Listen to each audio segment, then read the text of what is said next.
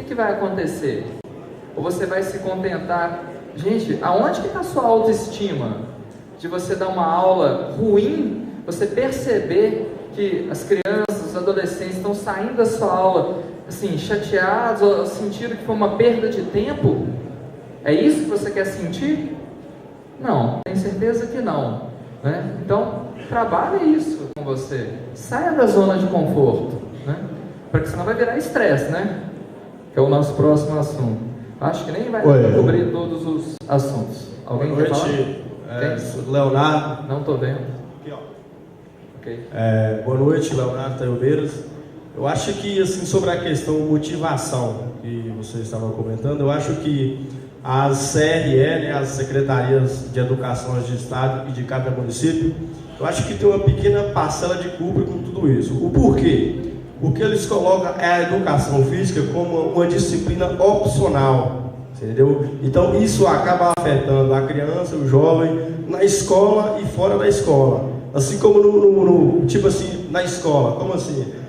Porque coloca a educação como conceito, entendeu? Então, o seguinte, quando a gente vai fazer alguma atividade ou fazer alguma pesquisa sobre o esporte, gera a questão de desinteresse, porque ele fala, se eu não fazendo, não fazendo a mesma coisa, então isso acaba afetando lá fora. E o que acontece? No projeto, às vezes chega a criança fazendo certas comparações que acontecem na escola, né? A gente vai fazer uma atividade diferente, e fala, não, lá na escola nós fazemos jogar bola e tal, só joga bola e mais nada, ou lá a gente faz assim e tal. Então, se fazesse um outro conceito mais voltado para esse caso da educação física, dá-se mais uma importância à educação física, assim como dá importância à matemática, o português e outras matérias, eu acho que geraria sim uma motivação da parte dos educandos aí. Leonardo, né? Isso. Leonardo, você crê realmente que a culpa é do sistema? Será? Você acha que assim, na própria escola a gente vê assim, em questão supervisores e diretores descasos, entendeu?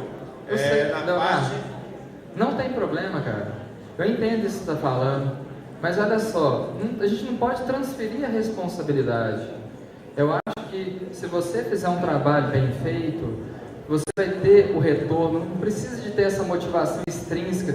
Por que a educação física tem que valer nota para que as pessoas sejam interessadas? Não pode, eu sei, mas veja bem comigo, por exemplo, se eu mando um aluno fazer, por exemplo, uma pesquisa sobre tal modalidade esportiva, quer dizer, se ali ele vai fazer ali aquela pesquisa ali, mas com interesse, com motivação, que ele sabe que vai ser importante para ele. Agora, se eu mando ele fazer, ele fala, eu fazendo, não fazendo a mesma coisa, eu não vou ser punido, eu não vou ser nada. Você viu o que eu... Vou até voltar um slide aqui, Leonardo. Deixa eu voltar um aqui. Acho que são dois. Aqui, ó. E é um diferente de escola particular, então o rendimento é totalmente diferente. Não, olha só aqui, ó. Estabeleça metas para as pessoas, entendeu? A importância, tá bom? Acho que você tem como influenciar. Acho que não depende só da escola, não depende só da estrutura. É claro que a gente está falando de fatores que facilitam, claro, isso aí não tem nem discussão. Mas eu acho que o profissional, ele pode ser criativo, ele pode desenvolver essas habilidades. Eu acho que, honestamente, minha opinião, tá, gente? Essa é uma diferença entre o verdadeiro educador, tá? E quem usa como se fosse um subemprego. Eu não consegui ser engenheiro, eu vou dar aula na faculdade de engenharia. Não consegui ser médico, vou dar aula na medicina. Não, gente. O educador é algo que vem dele, é um dom, entendeu?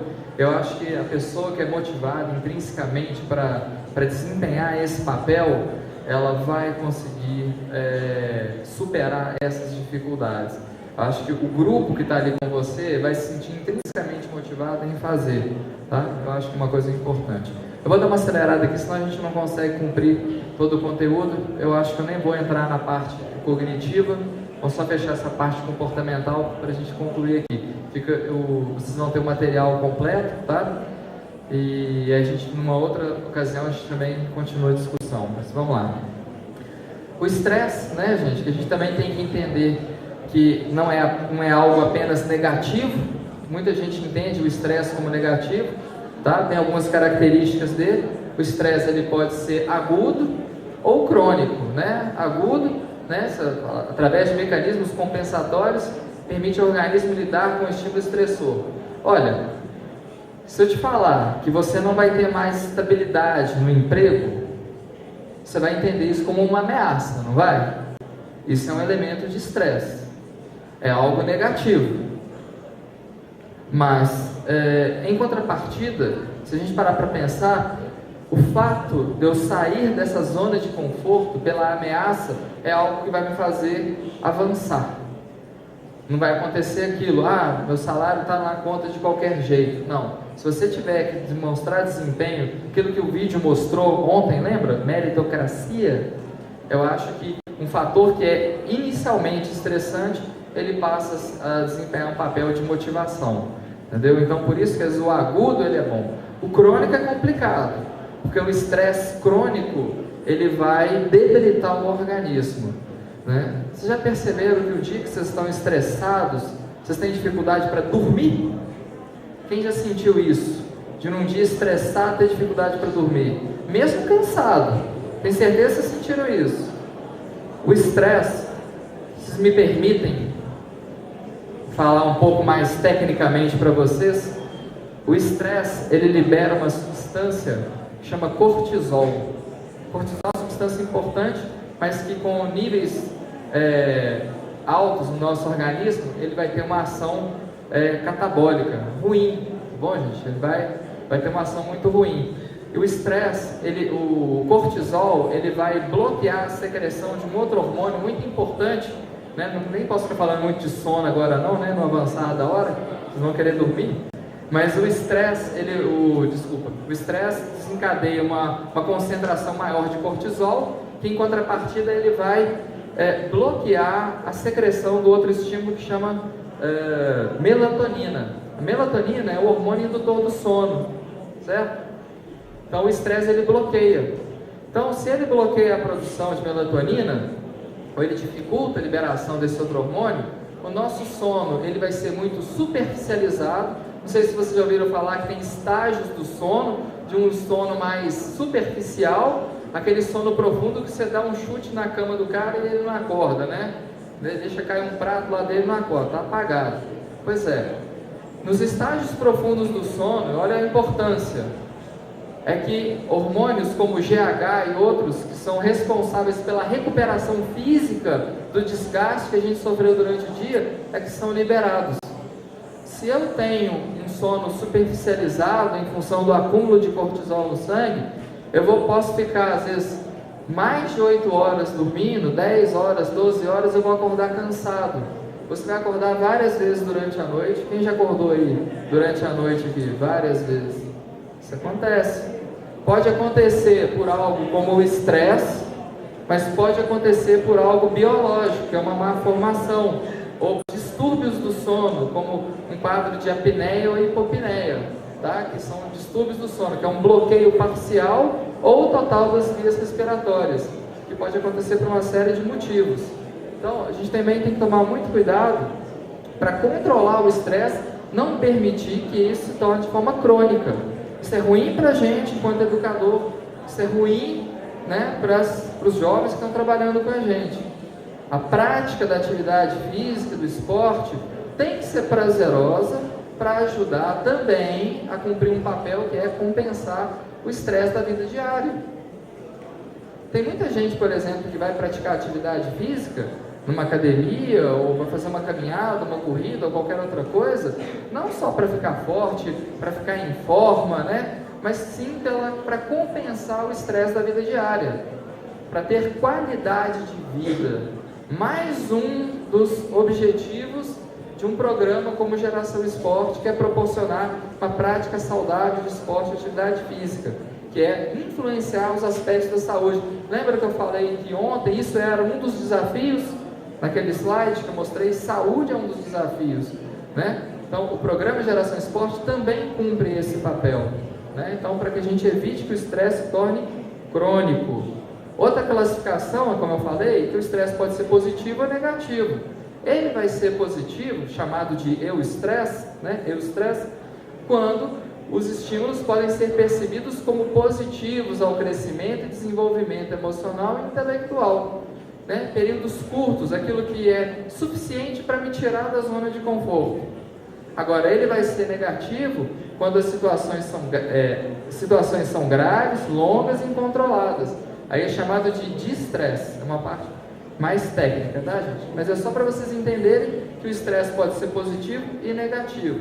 A maioria das pessoas só entende o estresse como negativo. Aqui um modelo que eu acho que é interessante, que é o modelo do estresse psicológico.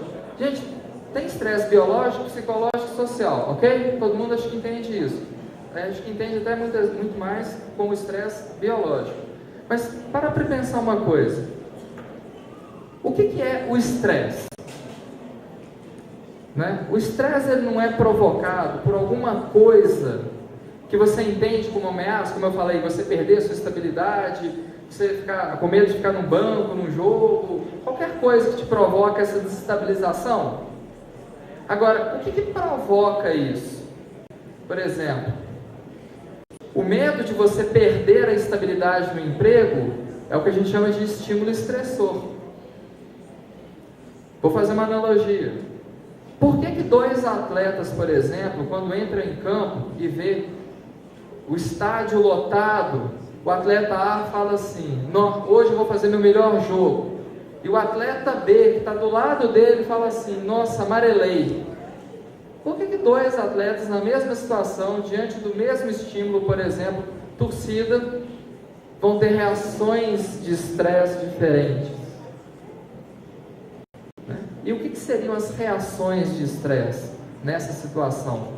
Me ilustra rapidamente o que é a reação de estresse. O que ele sente? Oi? O que estar diante de uma grande torcida, por exemplo, pode provocar? Então, medo, insegurança, beleza? Ansiedade, reações psicovegetativas indesejadas, vontade de ir no banheiro, né? Sudorese. Como é que fica a frequência cardíaca? Acelerada e respiratória. Acelerada também.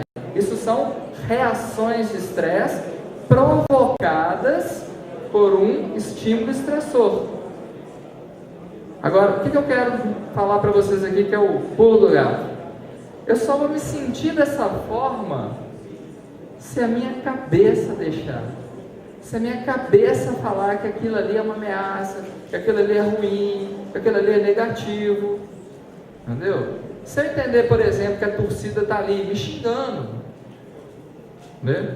Eu acho que naquele primeiro momento é negativo, assim, gente, mas por que eles estão me xingando? A torcida adversária. A torcida adversária está me xingando porque eu estou acabando com o jogo. Ou a minha torcida está me xingando porque eu estou jogando mal. Então é um alerta. Se eu entender o estímulo estressor não como algo negativo, mas como um elemento de desafio, eu passo a entender aquilo como algo positivo. Eu vou começar a enxergar as coisas de uma outra forma, uma perspectiva positiva. Vocês conhecem alguém, não estou falando nem que são vocês, mas se vocês convivem com alguém ou conhecem alguém que qualquer coisa que acontece, que você fala, a pessoa tende a ver pelo lado negativo? Quem conhece alguém assim? Eu acho engraçado o seguinte, muitos maridos, é até ruim de conviver com essas pessoas, não é? Falta habilidades sociais para essas pessoas, né? Só fazendo analogia rapidinho aqui, só uma brincadeira, eu trabalhei com psicobiologia, a gente fez pesquisa com motoristas de ônibus, e obviamente a questão da sonolência e acidentes. Quando a gente entrevistava os motoristas, acho que menos de 20% assumiu que dormiu ao volante, mas 70% conhecia colegas que já dormiram ao volante. Significa o quê? Ele era um dos que dormiu também, gente, entendeu? Então é o seguinte, é ruim conviver com pessoas que têm uma perspectiva negativa. Eu acho que a gente também, dentro daquela filosofia, desenvolver uma perspectiva positiva diante das ocorrências do dia a dia, da vida, é algo que minimiza muito a gente vivenciar o estresse de forma negativa, entendeu? Mas isso não é da noite para o dia, e isso é algo muito bacana que a gente pode trabalhar dentro do programa, porque o programa não tem que desempenhar alguma coisa. O desempenhar significa conseguir ou não conseguir. Se você ensinar como lidar com as situações críticas, né, aquele jovem vai aprender a trabalhar isso de uma forma mais positiva e vai se tornar uma pessoa, um adulto com uma personalidade mais positiva diante das situações críticas e difíceis que a gente enfrenta no dia a dia, né, gente? Quando eu falo que o esporte reproduz a vida, não é à toa, né? Vencer e perder são faces da mesma moeda, como na vida, né? A gente perde, a gente ganha na vida, né? A gente fica feliz, a gente fica triste, são coisas que acontecem, né? Nascem algumas pessoas, morrem outras e a vida continua, né? Então acho que a gente tem que ensinar esse jovem que está com a gente a entender que a vida ganha, a vida perde, mas a vida continua, e eu preciso de ter metas, eu preciso de ter estratégias alternativas para quando eu não conseguir atingir a minha meta originalmente traçada, porque senão eu vou gerar uma pessoa frustrada, uma pessoa triste, uma pessoa estressada. Isso é muito ruim para a própria pessoa, para quem convive com ela ali no dia a dia, para a família, é ruim para a sociedade. A gente está formando também o cidadão, não é, Mário? Desse não é um dos objetivos, formar o cidadão? Então a gente tem que dar a nossa contribuição. E sabe uma coisa muito interessante? Eu fui treinador muitos anos, e teve um período na minha vida que eu era atleta e eu era treinador. Foi o período que eu joguei melhor, porque eu acho que enquanto eu ensinava, eu também estava aprendendo. Então, ensina, né? Ajuda as pessoas a serem felizes, ajuda as pessoas a lidar com as situações críticas, e de certa forma você também está reforçando isso com você mesmo. Você vai melhorar a sua qualidade de vida pelo simples fato de saber lidar melhor com as situações difíceis que acontecem no dia a dia. E acontece, né, gente? Mas se eu entender que as dificuldades são parte do processo, e sem as dificuldades eu não chegaria nos meus objetivos maiores, né? A vida ficaria sem sal, sem tempero, né? Eu estava trabalhando com um atleta um dia, ele era um atleta de judô, está se preparando para a Olimpíada do Rio.